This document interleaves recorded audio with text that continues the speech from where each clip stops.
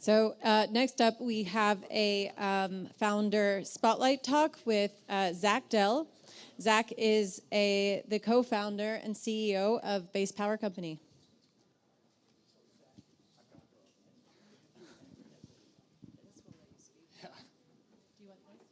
This works. Hey, everybody. Great to be here. My name is Zach Dell. I'm co-founder and CEO of Base Power Company. I'm going to talk a little bit today about what Base does at a system level, and then I'll talk about what we do at the customer level, and then I'm going to open it up for questions and answer any questions that folks in the audience have.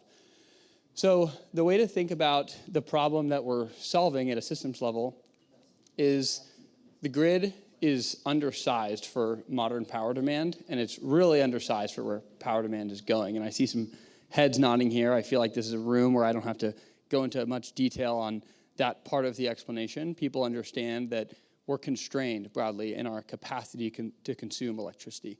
So if you think about the ways to solve that problem, the predominant one has been add incremental capacity onto the power grid in the form of new gas peaker plants or solar farms or wind farms or battery farms. And in the first part of my career, I was an investor at a firm called Blackstone in New York, spending a lot of time looking at energy infrastructure investment opportunities, and identified that the asset class of utility-scale battery storage was a really attractive way to get capacity online very quickly. But one or two things that I saw as part of that work was that utility-scale battery development is really fundamentally constrained for two reasons.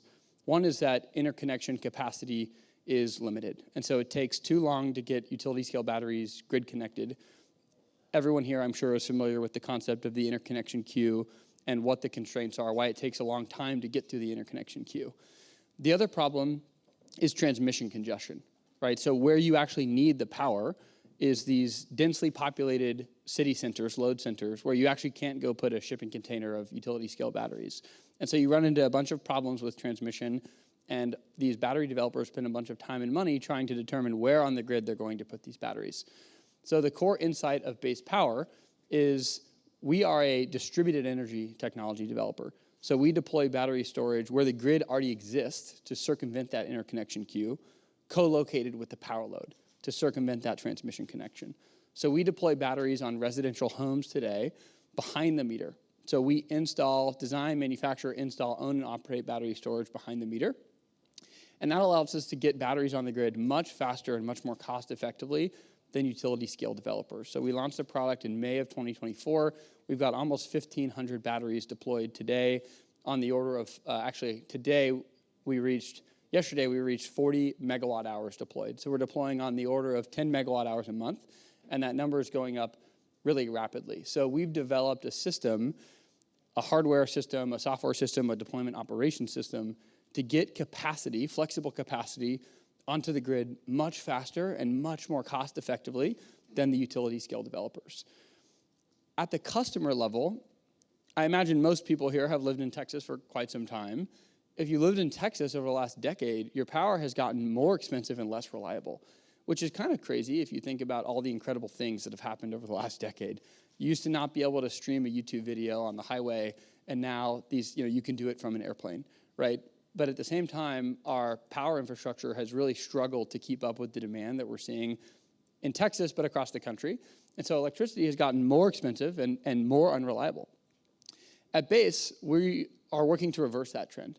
So when you sign up with Base, instead of buying a $10,000, $20,000 home battery that most people aren't able to afford and then end up financing at really high rates, or buying a generator under the same kind of construct, you pay $500 up front and $16 a month. It's more affordable than a gym membership. It's more affordable than a Netflix subscription or Amazon Prime.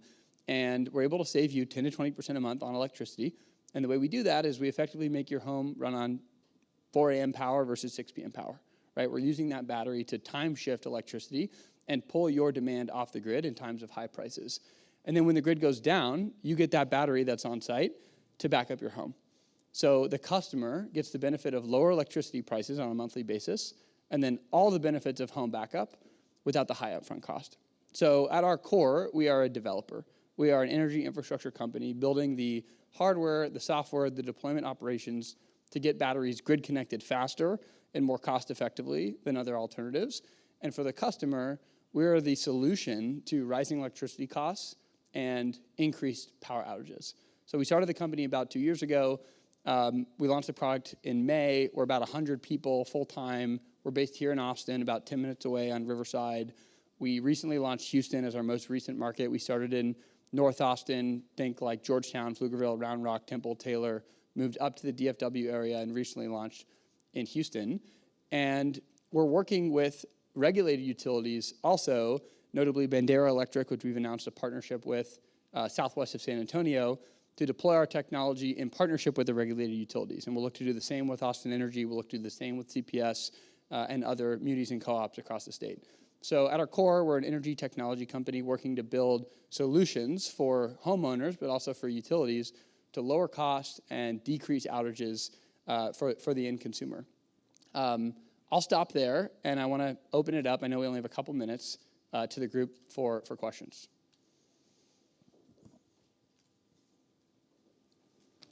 So what's the difference between the Tesla Power Pack and your solution, or where's the difference? So at the product level, the Tesla Powerwall is really designed, and the Enphase battery, the SolarEdge battery, those systems are really designed to back up home solar.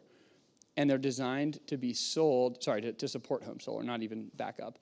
And they're designed to be sold at the unit level, right? So battery cost scales with size, and so you can't actually deploy a very big battery on a home because it'd be prohibitively expensive for people. So for example, the Tesla Powerwall is a 13.5 kilowatt hour battery. Today, we deploy 50 kilowatt hours of storage per home. And the reason is because we're incentivized to deploy as much storage as possible per home because we own and operate that storage and we benefit from it serving the grid.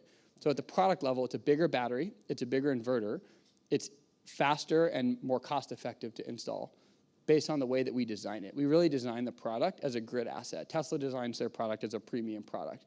We don't believe batteries are premium products. You can't drive them, you can't watch them, you can't play with them. They're infrastructure assets. I have another question on that. So I was thinking of going with Tesla Power Pack, but one thing I'm not comfortable with is attached to the house. Yeah. I have 9 industry domain experience. One of them is insurance. So what happens when you have the battery attached to your house? That's the high risk of fire. One other thing I'm asking is to them, can I have like 50 feet away from my foundation? I would like to keep the battery pack. That way, if anything happens, it's contained there, fire hazard, it doesn't impact my house. So do you have a solution for that? I asked every single vendors come to my house. They returned. So do you have a solution for that? So our battery uses LFP chemistry, which is a chemistry that is less prone to what's called thermal runaway, which is effectively a fire, than NMC chemistry. So NMC is more energy dense. It's typically what's used in EVs because you need a really high C rate. You need to be able to charge and discharge the battery quickly to go 0 to 30 in 60 seconds. It also can't be very heavy. That's not true of a standalone home battery. And so we use a different chemistry that's way less prone to thermal runaway. We also have active fire suppressant mechanisms in the system. And you'd be hard pressed really to find any examples of LFP batteries catching fire. The batteries that you hear of catching fire are almost exclusively NMC batteries. And we do insure the system ourselves. Is it attached to the house or it's a little further? It's attached to the house. It doesn't go inside the house. It goes outside the house. That's still, I'm not convinced because the insurance will raise your price. They won't tell you because I'm on the insurance side of the fence. They will raise the price because it is fire hazard. Yeah, everything in the house is a risk, including ourselves. Yeah, anecdotally, we have not seen that. We have not seen increased insurance prices or premiums as a result of our installations. I worked on it, so that's why I have to debate on that, but that's fine.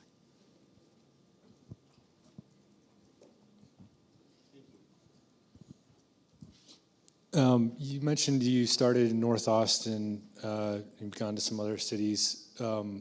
Within Austin Energy, being a municipal utility, you're not able to be the rep. You know, some of those incentives don't quite align.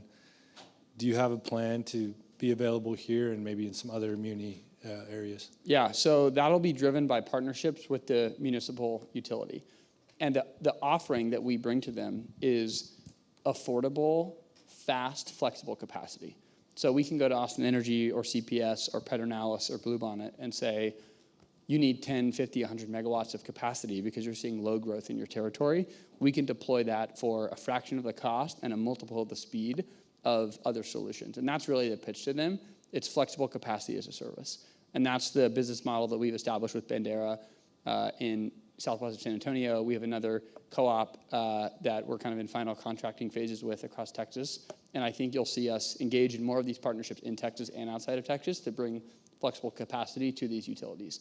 And then the way that works is instead of us bidding those batteries into the wholesale markets like we do in the deregulated part of the state, we provide the fleet to the utility and allow them to use it to offset their costs, and they pay us for access to the fleet. Other questions? There you go. Great presentation, by the way.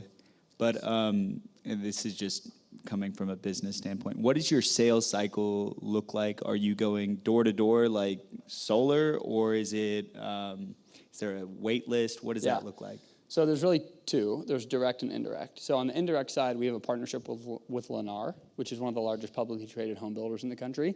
So I believe as of today, in 24 communities across Texas, if you go to buy a Lennar home, you have the opportunity at checkout to select for your home to be base powered.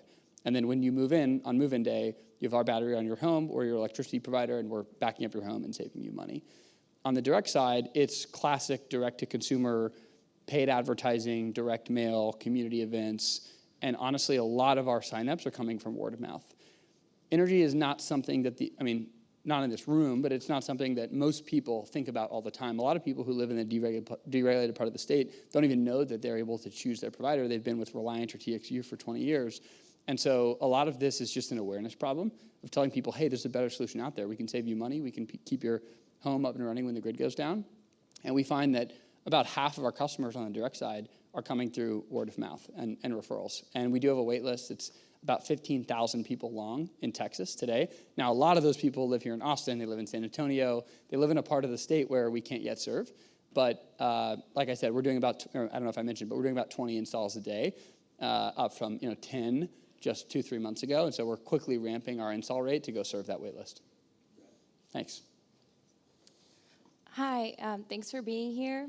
I was hoping you could talk a little bit about your entrepreneurship journey, and kind of you said you were in New York working at Blackstone. Like, at what point in your timeline, I guess, like at what point did you realize that this is something that you want to be a founder and something you wanted to go into? Yeah. And if you could share. Yeah, I always wanted to be an entrepreneur. I started my first company in high school. I started another company in college, and I really went into investing because I wanted to learn what good looked like. I wanted to learn how the most sophisticated investors in the world underwrote businesses, what a good business model looked like, what good management teams looked like, how they did capital allocation, how they launched products, how they built teams. And I got a lot of that at Blackstone. I ended up leaving Blackstone to join a firm called Thrive Capital, major investor in Stripe and SpaceX and Anduril, Slack and Ramp and many companies that people here know. And in doing that, I really got to see, like, what does good look like at the seed stage, at the Series A stage, at the Series B stage? How are those kinds of teams built? How are those kinds of products built? How is capital raised? How is capital deployed? And when I joined Thrive, I told Josh Kushner, who runs the firm, hey, like, I'm going to start a company, just a heads up. And he was like, great, come invest with us for a couple of years, learn what good looks like, and then we'll back you. So Thrive is one of our largest investors. They were our earliest investor. And so really, I always wanted to be an entrepreneur. I always wanted to go solve hard problems in the world with technology. And it was really about learning what good looked like and finding the right opportunity, which Base ended up being, and here we are. Thank you so much, Zachary. Thank you for having me. Thanks.